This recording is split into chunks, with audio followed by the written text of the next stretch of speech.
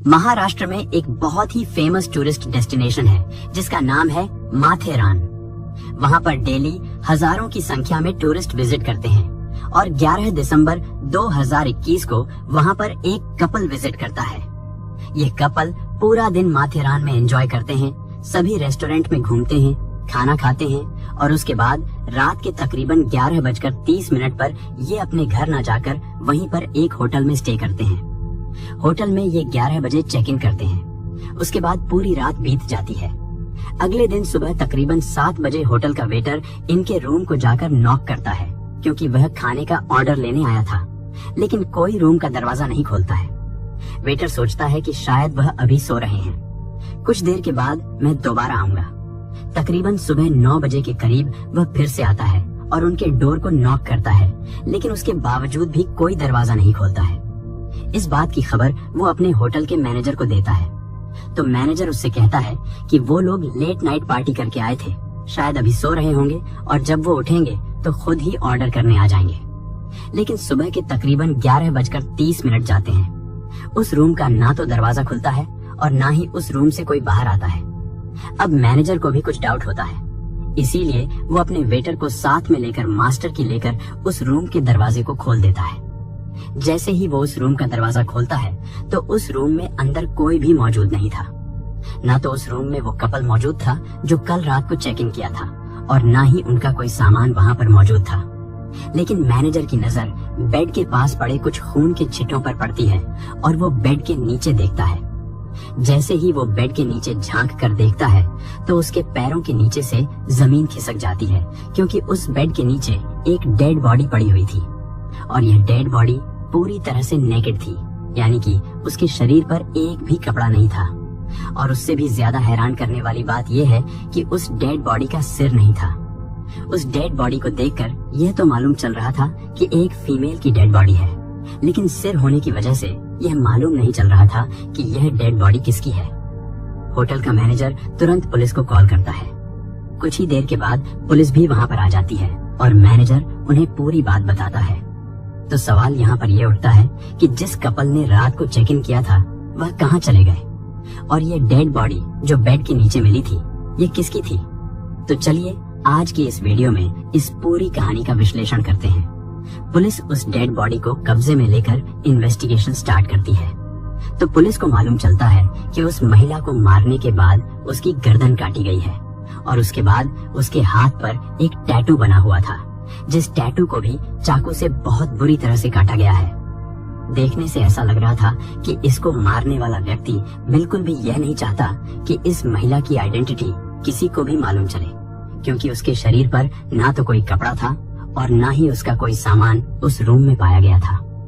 अब पुलिस उस होटल के रिसेप्शन पर जाती है और चेक इन लिस्ट चेक करती है, क्योंकि जब पिछली रात को उन दोनों ने यहाँ पर चेक इन किया था तो वहाँ पर उनका नाम रुबीना बेगम और अमजद खान लिखा हुआ था। होटल के स्टाफ से पूछताछ करने पर मालूम चलता है कि होटल के स्टाफ ने बिना कोई आईडी प्रूफ लिए ही उनको रूम दे दिया था। यहाँ पर होटल स्टाफ की भी एक बहुत बड़ी गलती थी, लेकिन रुबीना बेगम और अमजद खान ने अपना एड्रेस जरूर वहाँ पर लिखवाया था। पुलिस को हालांकि लग रहा था कि यह नाम और एड्रेस फेक है, लेकिन उसके बावजूद भी पुलिस उस एड्रेस पर जाकर उन दोनों नाम की पूछताछ करती है, लेकिन मालूम चलता है कि वह एड्रेस पूरी तरह से फेक था। उसके बाद पुलिस के पास दूसरा ऑप्शन होता है सीसीटीवी कैमरा। पुलिस होटल के आसपास के और होटल के अंदर के सीसीटीवी कैमरे की फुटेज निकलवाती है।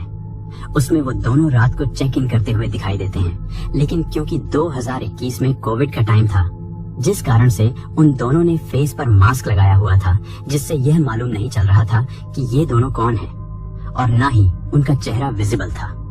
अब पुलिस बाकी सारे सीसीटीवी कैमरों की जब फुटेज निकलवाती है तो वो दोनों होटल में आते हुए तो दिखाई देते हैं, लेकिन अगले दिन जाते हुए केवल वो लड़का दिखाई देता है। यानी कि सुबह तकरीबन 3 बजे और 4 बजे के बीच में वो लड़का होटल रूम से बाहर निकला था और उसने फेस पर मास्क लगाया हुआ था। उसकी कमर पर एक बैग लटका हुआ था और उसके हाथ में एक पॉलीथिन भी थी और वो बाकी सीसीटीवी कैमरे में जाता हुआ भी दिखाई देता है। सभी सीसीटीवी कैमरे की फुटेज को जब मैच किया जाता है तो मालूम चलता है कि उस होटल से निकलने के बाद वो लड़का एक सुनसान पहाड़ी के इलाके में गया था और वहाँ पर जाकर उसने एक बैग को जो है खाई में फेंका था। अब पुलिस वहाँ पर इन्वेस्टिगेट करती है और थोड़ी ही मशक्कत के बाद पुलिस को वहाँ से एक पॉलीथीन बैग और साथ में एक हैंड बैग मिल जाता है। उस पॉलीथीन बैग में कुछ और नहीं बल्कि उस लड़की का कटा हुआ सिर था जिसकी डेड बॉडी होटल के रूम में मिली थी। अब यहाँ पर पुलिस को उस लड़की का चेहरा तो मिल गया था, लेकिन अभी भी एक मिस्ट्री बनी हुई थी कि यह लड़की कौन है और इसकी हत्या आखिर उस लड़के ने क्यों की। अब उस लड़की का सिर जहाँ पर मिला था वहाँ पर एक हैंडबैग भी मिला था। उस हैंडबैग में कोई आईडी वगैरह तो नहीं था, लेकिन उसमें एक हॉस्पिटल का विजिटिंग कार्ड था। कहा जाता है कि कातिल चाहे कितना भी शातिर हो, लेकिन वो कोई न कोई सबूत जरूर छोड़ देता है और यही विजिटिंग कार्ड के कारण यह केस सॉल्व हो पाया। पुलिस सबसे पहले उस हॉस्पिटल में जाती है और उस हॉस्पिटल में उस महिला की फोटो दिखाई जाती है जिसकी हत्या हुई थी। हॉस्पिटल में और हॉस्पिटल की सीसीटीवी कैमरे की फुटेज देखने के बाद पुलिस को मालूम चल जाता है कि जो यह लड़की है इसका नाम पूनम पाल है और कुछ दिन पहले ही ये अपने हस्बैंड के साथ इस हॉस्पिटल में चेकअप के लिए आई थी। हॉस्पिटल के सारे रिकॉर्ड्स निकलवाए जाते हैं और उन्हीं रिकॉर्ड में पाया जाता है कि जिस दिन यह महिला अपने हस्बैंड के साथ इस हॉस्पिटल में आई थी उस दिन इसके हस्बैंड ने यहाँ पर यूपीआई से मेडिसिन की पेमेंट की थी और उसी यूपीआईडी की डिटेल से वो पूनम पाल के हस्बैंड का मोबाइल नंबर निकालवाया जाता है। लेकिन उस मोबाइल पर जब कॉल की जाती है तो वो मोबाइल नंबर स्विच ऑफ था। जब उस मोबाइल की पास्ट और प्रेजेंट की लोकेशन निकलवाई जाती है तो पाया जाता है कि पिछली रात को और पिछले दिन को वो मोबाइल नंबर महाराष्ट्र के माथेरान के उसी डेस्टिनेशन पर था जहां से इस महिला की डेड बॉडी मिली थी। यहाँ से पुलिस को शक जाता है कि हो ना हो इस महिला की हत्या इसके हस्बैंड ने ही की है और यहाँ से पुलिस को उसके हस्बैंड का नाम भी मालूम चल जाता है जो कि राम सुलोचन पाल होता है और पुलिस उसका एड्रेस निकलवाकर तुरंत उसके एड्रेस पर पहुंच जाती है। वहाँ पर उन्हें राम सुलोचन पाल मिलता है जो कि पेशे से एक सॉफ्टवेयर इंजीनियर था। पुलिस उससे पूछती है कि क्या तुम इस महिला को जानते हो, तो वो बिल्कुल घबरा जाता है और वो कहता है कि हाँ, ये मेरी वाइफ है और ये पिछले एक दिन से लापता है। पुलिस उससे पूछती है कि तुमने इसकी मिसिंग रिपोर्ट फाइल क्यों नहीं की, जिसके बाद उसके जो जवाब होते हैं वो उल्टे पलटे होते हैं और पुलिस समझ जाती है कि लाल में कुछ काला है। पुलिस तुरंत यहाँ पर राम सुलोचन पाल को अरेस्ट करती है और उससे काफी सख्ती से इंटेरोगेशन करती है जिसमें यह सारा खुलासा हो जाता है। राम सुलोचन पाल पुलिस को बताता है कि 11 दिसंबर 2021 को वह अपनी बीवी के साथ महाराष्ट्र के माथेरान की टूरिस्ट डेस्टिनेशन पर गया था। वहाँ पर वो पूरा दिन घूम फिर रहे थे। उसके बाद रात को 11:30 पर उन्होंने एक होटल में रूम लिया था और वहाँ पर फॉल्स नेम और फॉल्स एड्रेस से एंट्री कराई थी। उसके बाद रात को जब उसकी बीवी सो गई थी, तकरीबन 2 से 3 बजे के बीच में वो उठा था और उसने गला दबाकर अपनी बीवी की हत्या कर दी थी।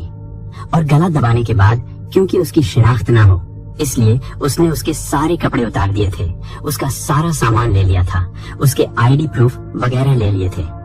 साथ ही उसके कटे हुए सिर को जो है पहाड़ी में फेंक आया था क्योंकि उसे ऐसा लग रहा था कि अगर उसकी डेड बॉडी से सिर ही नहीं मिलेगा तो उसकी शिनाख्त नहीं हो पाएगी और यह केस बहुत जल्दी क्लोज हो जाएगा।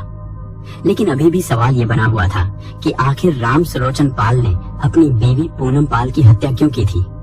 इस पर राम सुलोचन पाल पुलिस को बताता है कि वो अपनी बीवी से बहुत प्यार करता था, उनका रिलेशन भी बहुत ही अच्छा था।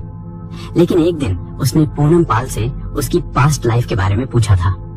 अब पूनम पाल को ऐसा लगा कि उसका पति बहुत ही ओपन माइंडेड है और वो अगर पूनम के पास्ट के बारे में भी जान लेगा तो उससे कोई फर्क नहीं पड़ेगा।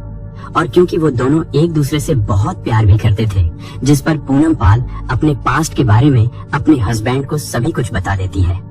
पूनम पाल अपने हस्बैंड को अपने एक्स बॉयफ्रेंड के बारे में सब कुछ बता देती है, लेकिन वो एक गलती यह कर देती है कि वो अपने हस्बैंड को यह भी बता देती है कि वो अपने एक्स बॉयफ्रेंड के साथ फिजिकली इंटीमेट भी हुई थी। और यही बात राम सुलोचन पाल के दिल पर लग जाती है। उसे यह बिल्कुल भी मंजूर नहीं था कि वो एक ऐसी औरत के साथ लाइफ बिताए जिसने उससे पहले किसी और के साथ फिजिकल रिलेशन बनाए हों।